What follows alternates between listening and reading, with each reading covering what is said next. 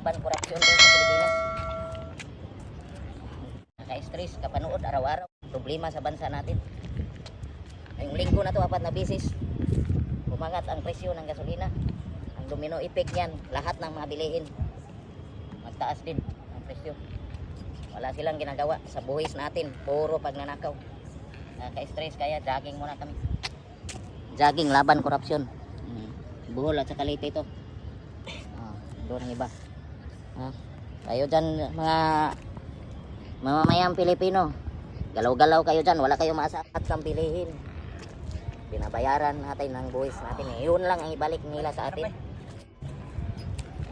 Sila ang pinagkatiwalaan natin manungkulan dyan. Tapos puro korupsyon ang ginagawa na ngayon. Yun ang binalik lang sa atin. Kaya itong jogging na to, laban korupsyon. Sa lukuyang administrasyon ngayon. Sa daming naghirap sa bansa natin, maraming walang kinakain ngayon dahil sa sobrang kahirapan. Dahil sa paglustay ninyo sa tira ng bayan.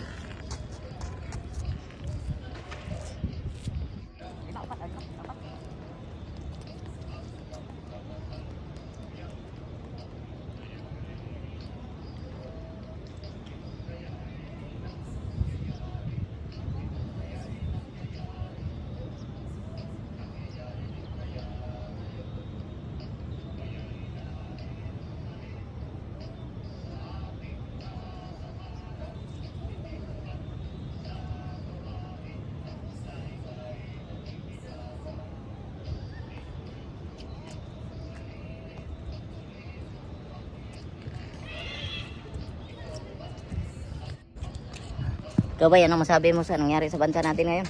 Pakyo sa kanilang lahat. Kailan pa ba sila magkasakit? Yung mga korap opisyal na yan. Yun lang.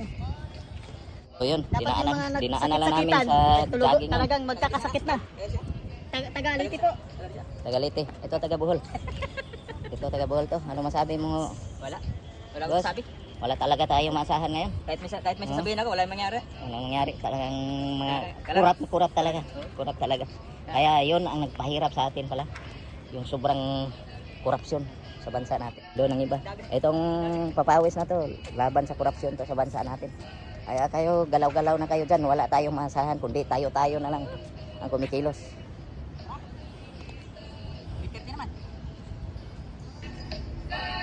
Ano boss? Ano masabi niyo sa korupsyon na nangyari sa bayan natin ngayon? Oo. Oo. Yun. Oo.